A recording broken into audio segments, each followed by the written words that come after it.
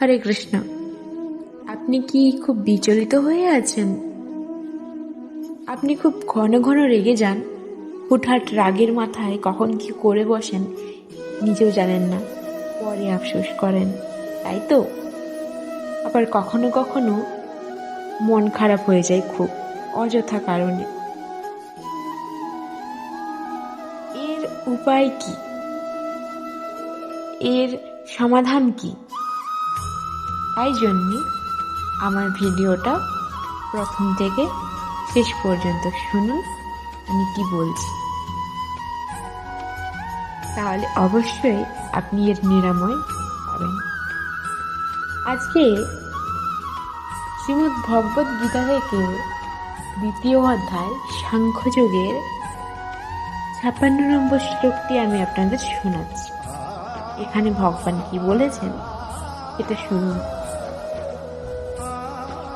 দুঃখেষুনুদ্বিগ্ন মনা সুখেষু বিগত স্পৃহ বিতরাগ ভয় ক্রোধ স্থিত ধীর্মনিরুচ্যতে। ত্রিতাপ দুঃখ উপস্থিত হলে যার মন উদ্বিগ্ন হয় না, সুখ উপস্থিত হলেও যার স্পৃহা হয় না, এবং যিনি আসক্তি ও ভয় ও ক্রোধ থেকে মুক্ত, তিনি স্থিতধীর অর্থাৎ স্থিতপ্রজ্ঞ।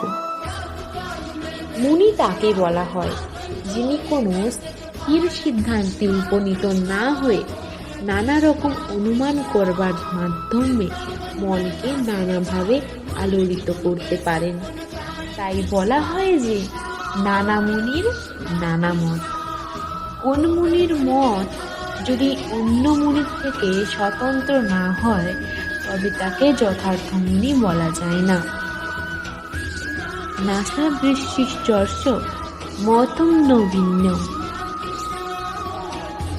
মহাভারতের বনপর্বে এটা বলা হয়েছে, কিন্তু এখানে ভগবানের উক্ত স্থিতধীর মুনি সাধারণ মুনিদের থেকে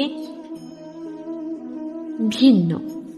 স্থিতধীর মুনি সর্বদাই কৃষ্ণ ভাবনায় মগ্ন, কেননা তিনি জল্পনা কল্পনামূলক সমস্ত কার্যকলাপের অবসান করেছেন।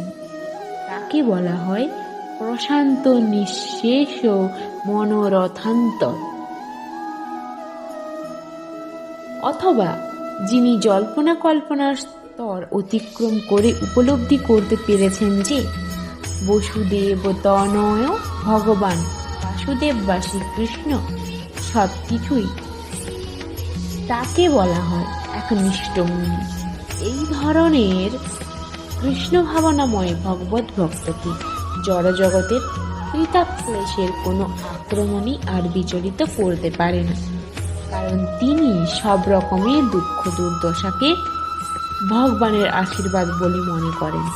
তিনি মনে করেন যে তার পূর্বকৃত অসৎ কর্মের জন্য আরো দুঃখ দুর্দশা তার প্রাপ্য ছিল, কিন্তু ভগবানের করুণার ফলে তার সেই সমস্ত দুঃখ দুর্দশার ভার অনেক লাঘব হয়ে গেছে।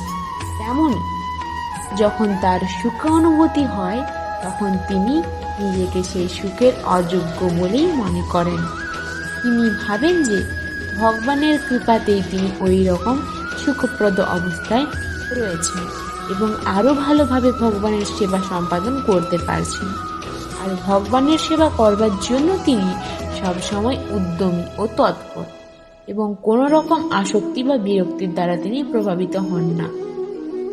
নিজের ইন্দ্রিয় তৃপ্তি করার আকাঙ্ক্ষাকে বলা হয় আসক্তি, এবং এই ধরনের ইন্দ্রিয় তৃপ্তির আকাঙ্ক্ষা না থাকলে বলা হয় বিরক্তি। কিন্তু যিনি কৃষ্ণ ভাবনায় অবিচলিত, তার কোনো কিছুর প্রতি আসক্তি নেই বা বিরক্তিও নেই, কেননা ভগবানের সেবায় তিনি নিজেকে সম্পূর্ণভাবে উৎসর্গ করেছেন। তাই তার কোনো প্রচেষ্টা ব্যর্থ হলে তিনি ক্রোধান্বিতও হন না, সফল হন বা ব্যর্থ হন। কৃষ্ণ ভাবনাময় ব্যক্তি তার সংকল্পে সর্বদাই একনিষ্ঠ। আশা করি এখান থেকে আপনারা কিছু না কিছু বুঝতে পেরেছেন। তো এবার আপনারা ভাবুন আপনারা কি করবেন। হরে কৃষ্ণ।